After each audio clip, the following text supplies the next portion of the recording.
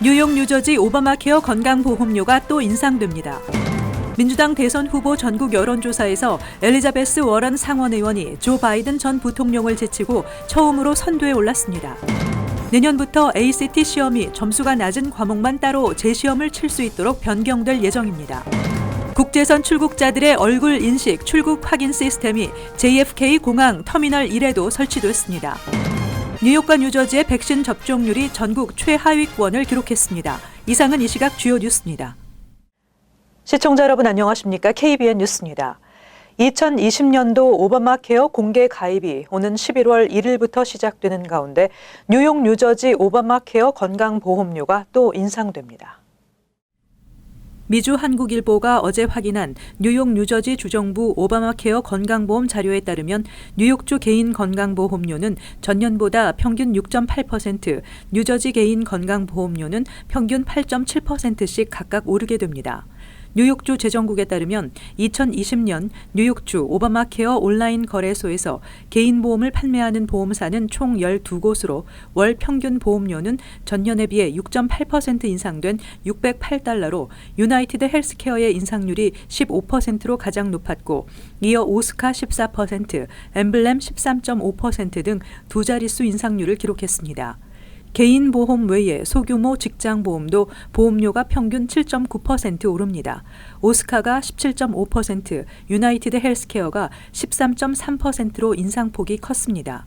2020년도 뉴저지 오바마 케어 개인 보험 월 평균 보험료는 지난해보다 8.7%가 오른 $555로 조사됐습니다. 보험사 가운데 옥스포드의 인상률이 18.9%로 가장 높고 이어 오스카 16.8%, 아메리헬스 11% 등의 순입니다. 보험 가입자가 가장 많은 허라이즌의 인상률은 6.5%를 기록했습니다. 한편 뉴욕주의 경우 지난 2017년 12월 연방정부가 건강보험개혁법에 개인 의무가입 조항을 폐기하면서 건강보험 미가입 시 벌금이 부과되지 않지만 뉴저지주는 지난 2018년 5월 필 머피 주지사가 서명한 건강보험 의무가입법에 따라 미가입 시 가구소득의 2.5%나 1인당 미가입 벌금의 합계 가운데 많은 액수를 벌금으로 내야 합니다. 한편 주 자체 건강보험 거래소를 운영하는 뉴욕은 내년 1월 31일까지 가입할 수 있지만 연방 건강보험 거래소를 이용하는 뉴저지주는 오는 12월 15일에 가입이 종료됩니다. 민주당 대선 후보 전국 여론조사에서 급진 개혁주의자인 엘리자베스 워런 상원의원이 우크라이나 스캔들에 휘말린 조 바이든 전 부통령을 제치고 처음으로 선두에 올랐습니다. 정치정보업체 리얼클리어 폴리틱스에 따르면 전국 여론조사의 평균치를 집계한 결과 워런 의원이 26.6%의 지지율로 26.4%의 지지율을 기록한 바이든 전 부통령을 근소한 차이로 앞선 것으로 나타났습니다. 지금까지 조사에서 대세론에 힘입어 바이든이 줄곧 1위를 달렸지만 그의 아들 헌터가 임원으로 있던 우크라이나 가스 회사를 수사하던 우크라이나 검찰총장의 사임을 압박했다는 의혹이 폭로되면서 지지율이 급속히 떨어지고 있는 것입니다.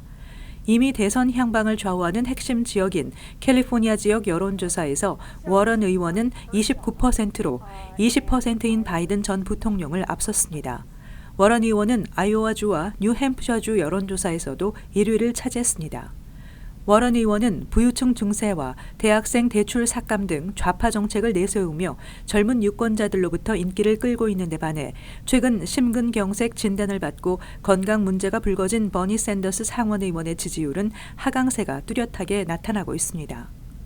한편 워런 의원의 과격한 정책에 대해 경제계의 우려가 커지면서 본격적인 대선 가도에서 지지율을 유지할 수 있을지는 미지수라는 분석입니다. 지난 한 해 멕시코 국경에서 체포된 미립국자가 2007년 이후 최고치인 100만 명에 육박했던 것으로 나타났습니다. 연방세관 국경보호국이 어제 공개한 바에 따르면 2019 회계년도에 멕시코 국경에서 체포된 미립국자들은 97만 7,509명으로 전 회계년도보다 88%나 급증했습니다.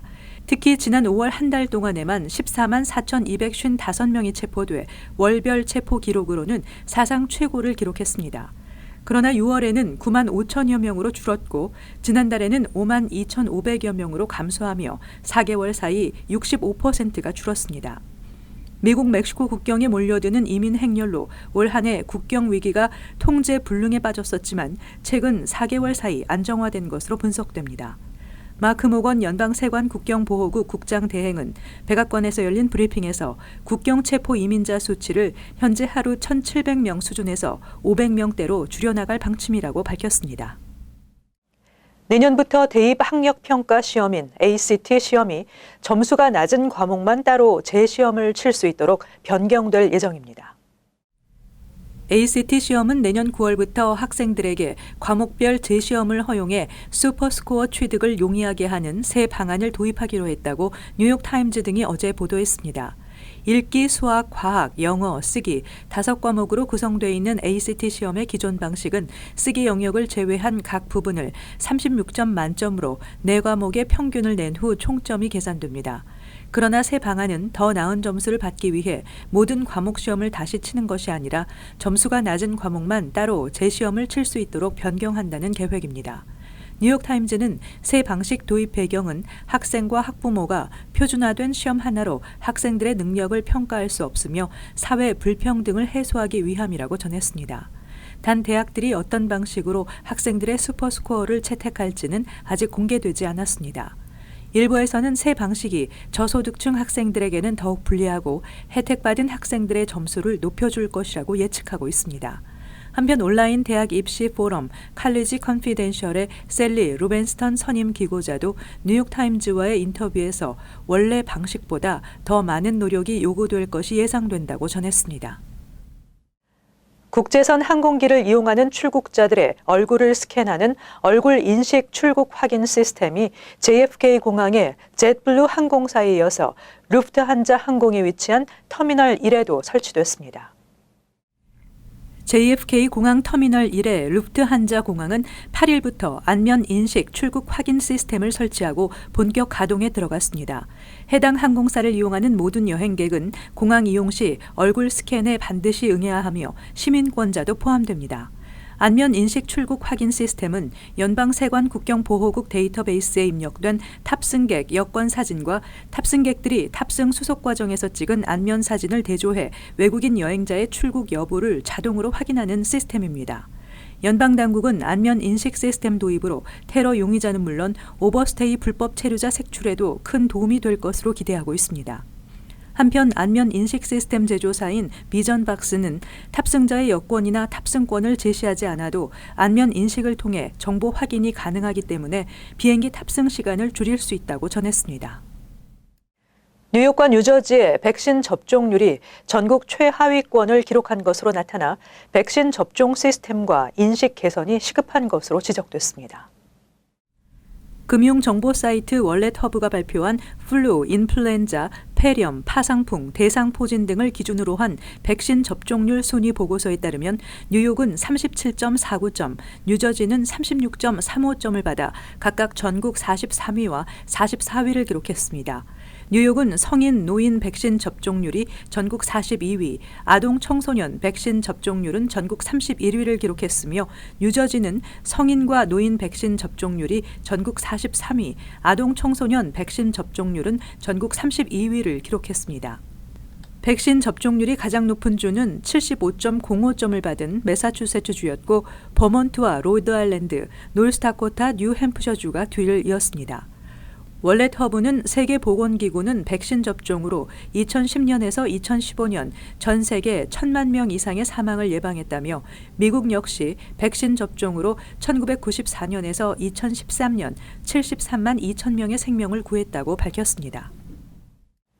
느리게 운행되는 뉴욕시 전철에 대한 승객들의 불만이 제기되온 가운데 뉴욕시 전철의 속도가 현재보다 50% 이상 빨라질 것으로 보입니다.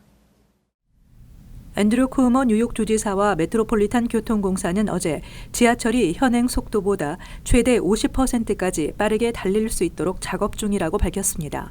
MTA는 지난 1995년 브루클린과 맨하탄을 잇는 윌리엄스버그 브릿지 구간에서 발생한 J-트레인 사고로 지하철을 운전하던 MTA 직원 1명이 숨지고 승객 50여 명의 사상자가 발생한 뒤로 일정 속도 이상으로 운행하지 못하도록 규제해왔습니다.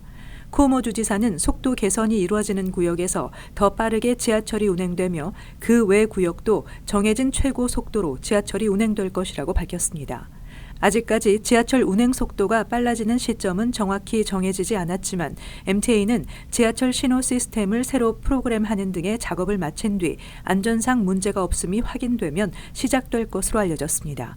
일부에서는 뉴욕시 지하철 신호 시스템이 전면적으로 업그레이드를 마치지 않은 상태이기 때문에 지하철 운행 속도를 올리는 것에 대한 우려가 있다는 지적도 나오고 있습니다. 뉴욕주와 MTA는 지하철 속도와 안전 태스크포스를 구성해 올 연말까지 지하철 운행 속도 변경과 관련해 분석할 예정입니다. 뉴저지 트랜짓의 승객이 증가하고 있는 가운데 당국이 운전자 없이 운행하는 완전 자율주행 버스에 대한 테스트를 계획해 주목되고 있습니다. 뉴저지 트랜짓 당국은 운전자 없이 최대 시속 15마일로 전기로 운행되는 15인승 소형 셔틀버스 3대를 공개하고 앞으로 수년에 걸쳐 테스트를 진행하겠다는 목표를 밝혔습니다. 뉴저지 트랜짓은 이를 위해 연방교통공사에 약 95만 달러의 지원금을 신청했으며 승인 여부는 올 겨울쯤 나올 예정입니다. 트랜짓은 1차로 포트 만머스에 있는 40에이커 규모의 테스트 코스에서 안전성 등을 검증하고 이후 2차로 승객을 태워 실제 노선 투입 가능성을 확인할 계획입니다. 트랜짓 측은 완전 자율주행 버스는 잠재적 가치가 크다며 트랜짓 열차 서비스 승객이 여전히 늘어나고 있는 상황에서 완전 자율주행이 가능한 소형 버스는 열차역과 승객의 거주지를 잇는 좋은 수단이 될 수 있다고 기대했습니다. 관광객을 상대로 한 자유의 여신상 관람 유람선 티켓 사기 행각이 벌어지고 있어 뉴욕시가 이에 대한 대대적인 단속에 나섭니다. 현재 맨하탄에서 합법적으로 운영되는 자유의 여신상 관람 유람선은 스태츄 크루즈가 유일하지만 관광객을 상대로 맨하탄에서 출발하는 유람선이 아닌 뉴저지에서 출발하는 유람선의 티켓을 속여 팔거나 무료로 운항되는 스태튼 아일랜드 페리를 유람선으로 속이고 돈을 받는 등의 불법 사기 행각이 벌어지고 있습니다. 뉴욕시경의 단속 조치는 영화배우 알렉 볼드윈이 자유의 여신상 관람을 위해 유람선 티켓을 구입했다. 이것이 사기라는 것을 알고 소셜미디어를 통해 진상을 밝힌 뒤 전격적으로 이루어졌습니다. 볼드윈은 유람선 티켓을 장당 $40씩 내고 4장을 구입했지만 제공된 것은 뉴저지로 향하는 셔틀버스였습니다.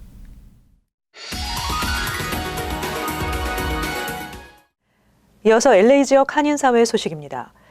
LA 카운티에 이어 LA시도 전자담배 판매를 전면 금지하는 방안을 추진하고 있습니다. 폴 코레츠 LA시 의원은 전자담배 사용으로 인한 사망자가 속출하고 있는 가운데 이에 대한 대책을 더 이상 늦출 수 없는 상황이라며 전자담배와 전자담배 흡연 도구의 판매를 전면 금지하는 내용의 조례안을 발의했습니다.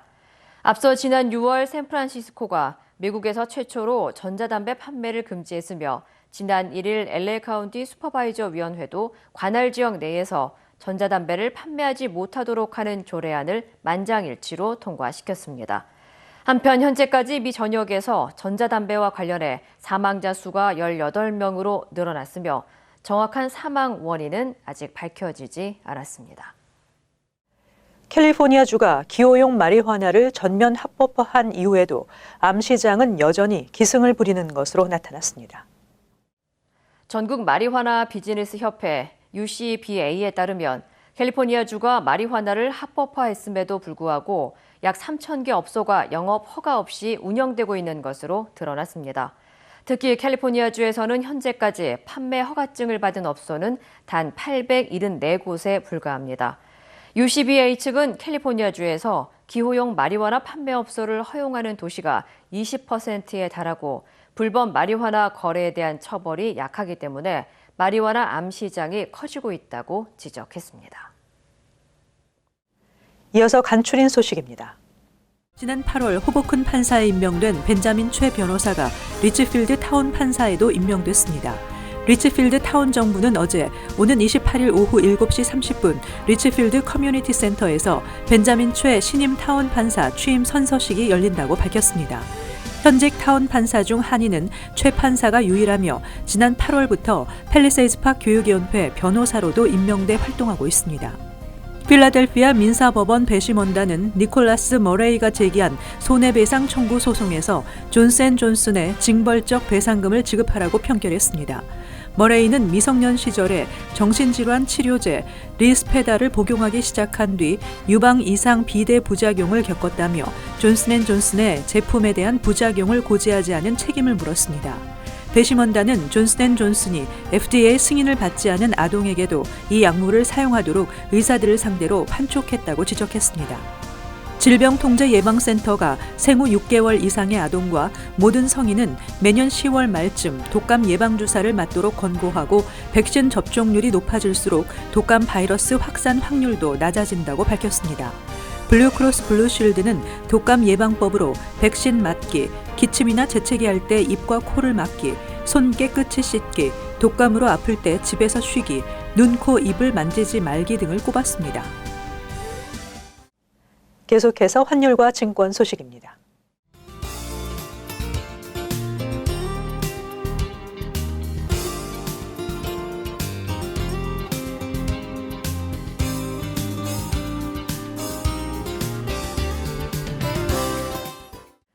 끝으로 날씨 전해드립니다.